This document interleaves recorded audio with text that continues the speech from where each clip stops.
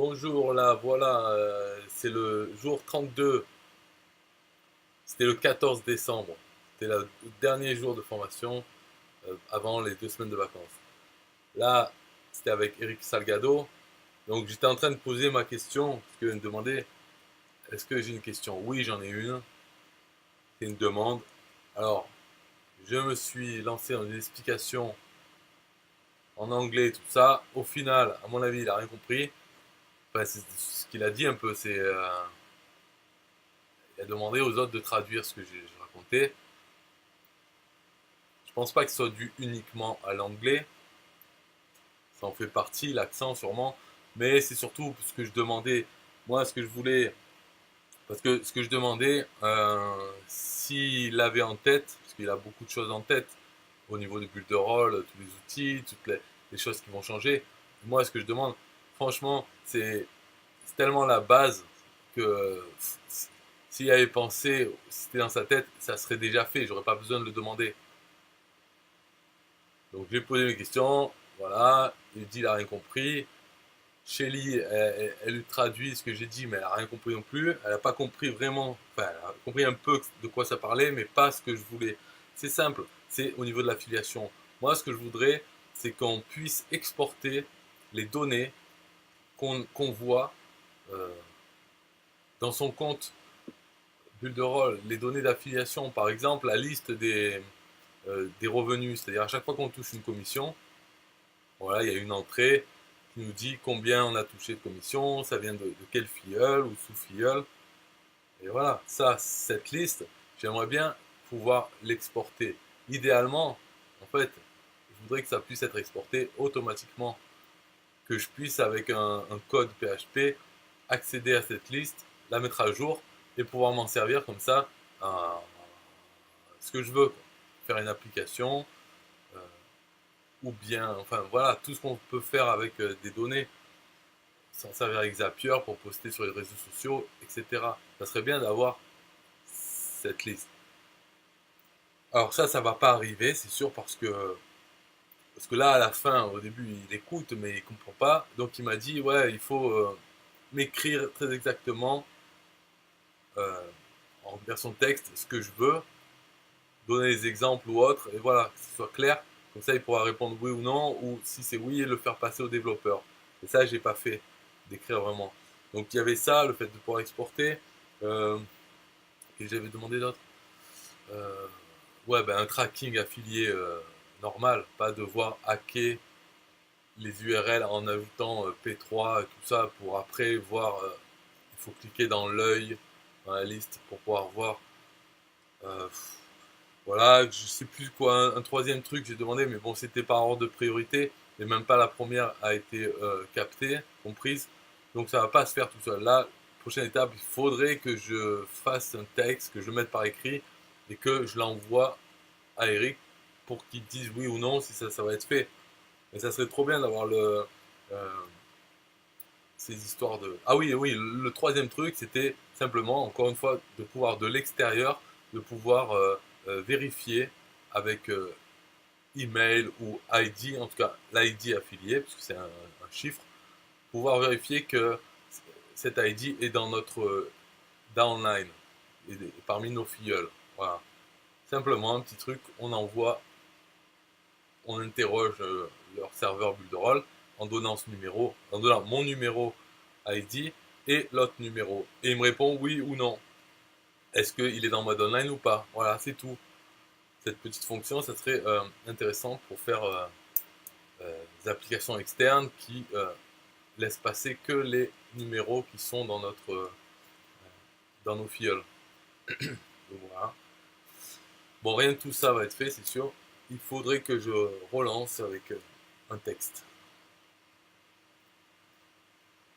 Après, j'ai essayé de le faire autrement, manuellement, ce qui est beaucoup plus chiant, c'est-à-dire avec un plugin qui permet d'extraire les données d'une page.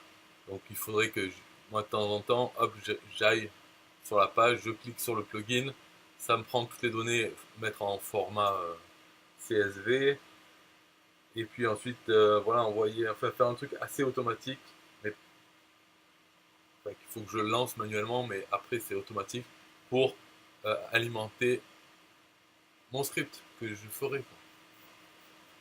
Et j'ai fait ça, ça marche pas trop, après j'ai laissé tomber. De toute façon, c'est pas grave, c'est des trucs qui devraient déjà être là quand j'arrive. Quand j'arrive sur Builderall, ça devrait déjà être comme ça. C'est pas le cas. Et après, pour faire changer, parce qu'ils ont tellement d'autres choses à faire, d'autres trucs plus importants. Par exemple, ce truc de l'exporter, si ça n'a pas été fait, c'est que personne l'a demandé. Alors, il doit y avoir une ou deux personnes. Et puis même si ça y était, combien de personnes l'utiliseraient? Sans doute pas beaucoup du tout. Du coup, il y a d'autres demandes. C'est pareil avec System.io. Là, quand j'étais à fond dans System.io, c'était chiant parce que les trucs que je voulais, c'est des choses qui devraient être de base. Quand Aurélien a fait son programme d'affiliation, il aurait dû déjà faire ça.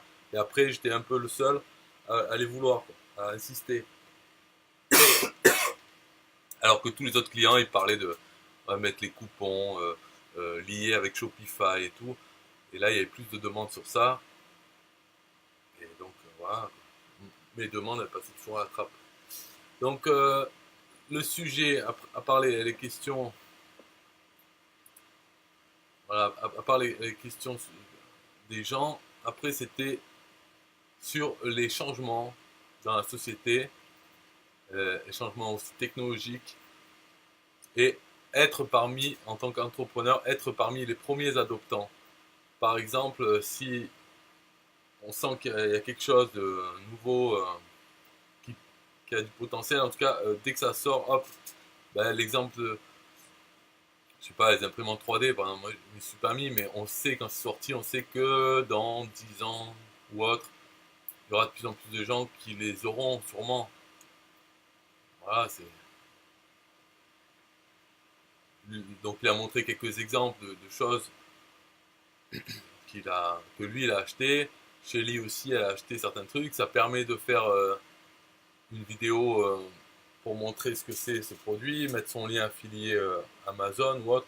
En tout cas faire quelques vidéos. Et comme on est les premiers adoptants de ça, ben, notre vidéo dans 1 an, 2 ans, quand il y aura de plus en plus de gens, quand il y aura un intérêt de masse pour ces produits, même si c'est pas celui-là, ça sera la version 2 ou 3. Mais voilà, si on est parmi les premiers adoptants, on peut commencer à construire du contenu, un site, essayer de vendre. Ça peut être pas mal si la sauce prend, pas dans 15 ans, quoi, rapidement. Et les changements aussi, parce que chaque génération, à chaque fois, les gens ils luttent contre les changements par rapport à eux quand ils étaient petits. Par exemple, en ce moment, c'est les smartphones, les tablettes, que les jeunes, les enfants même, ils sont scotchés à leur téléphone, à leur tablette. Et même, lui, il dit là, des enfants, donc des fois, il y a sa fille, elle invite des copines à dormir à la maison, et quand ils rentrent dans la chambre, tous les enfants, ils sont collés à leur smartphone, et ouais, ils se parlent pas, ou pas trop en tout cas. Et ce truc, ça fait un peu autiste. Alors qu'en fait, elle lui dit qu'ils sont en train de communiquer, mais tous, ils passent par l'application, même s'ils sont dans la même pièce. Ils parlent avec d'autres et entre eux, voilà, bon bref, ils font ce qu'ils veulent. Mais il y a plein de parents qui ne veulent pas que leurs enfants soient collés comme ça à ça, parce que c'est pas bon pour la santé, parce que nous, mais en fait, nous, quand on était petits, on n'avait pas de smartphone. Donc on risquait pas de rester collé au smartphone. Et si on était né maintenant, on voudrait être collé au smartphone sûrement. Est-ce que c'est bon ou pas bon pour la santé? Nous, quand on était petits, je sais pas, on avait la télé couleur, on regardait trop la télé par rapport à ceux qui n'avaient pas la télé quand ils étaient petits. Donc, les parents disaient, oh, reste pas trop devant la télé, et tout ça. Après, on dit, la télé, ça coupe le lien social, machin. Mais tous ces trucs, ça change de toute façon. Le lien social, s'asseoir autour du feu dans la rue, c'est fini, ça va pas revenir, hein. Donc ça sert à rien de dire ah, c'était mieux avant et de limiter. Au lieu de ça, plutôt adopter le changement et voir qu'est-ce qu'il y a à faire en tant qu'entrepreneur avec ces changements. Parce que de toute façon, c'est pas nous qui allons arrêter les changements de comportement de société. Donc plutôt être là, voir euh, accompagner le changement plutôt que bêtement dire non, ça c'est nul, je vais pas faire, je vais pas créer un service autour de ça. Voilà. Donc c'est juste dans la tête, l'état d'esprit, même si on n'est pas d'accord parce que c'est naturel de ne pas être d'accord vu que c'était pas comme ça quand on était petit, plutôt que de faire comme ça, essayer de se détacher un peu de cette histoire personnelle quoi, et de voir simplement il y a un changement, dans le futur ça sera encore plus ce changement, et sûrement que les enfants de maintenant là, qui sont à fond bloqués sur le portable, quand eux auront des enfants, ça sera encore pire, sûrement il y aura l'intelligence artificielle, les enfants parleront à leur machine. Et eux, vu qu'ils n'avaient pas l'intelligence artificielle, enfin Google Home, tout ça, c'est bidon, ils diront non, il ne faut pas parler aux machines, faut parler aux humains. Voilà, ils feront sûrement une connerie comme ça, pareil que tout le monde. En fait.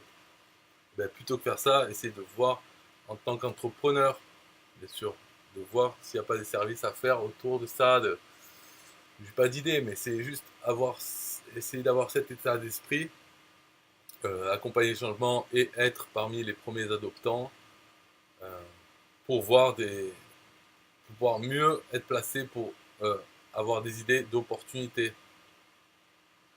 créer une entreprise ou un site, quelque chose autour de nouvelles opportunités qu'on ne pourrait pas avoir l'idée si on freinait personnellement, parce que personnellement on est contre, on freine tout, on s'y met pas dedans, on prend pas les nouvelles choses parce qu'on dit oh, c'est gadget, ça sert à rien, c'est nul, c'est trop cher, sans penser que on peut le prendre pour le connaître mieux, pour pouvoir faire des tutos dessus. Et quand il y aura la version 2.3, ben, on aura déjà eu la 1, donc on connaîtra déjà, plutôt que ceux qui découvrent la version 2.3 et qui l'adoptent à ce moment-là, nous on sera déjà, c'est bon, on connaît les bases, et après, quand ils améliorent, on connaît aussi les améliorations, donc on peut mieux en parler à ce moment-là, dans 3 ans. Voilà, c'était ça la session numéro 32, discussion, voilà, et puis pour dire joyeux Noël, tout ça, que c'était les vacances. Bye bye.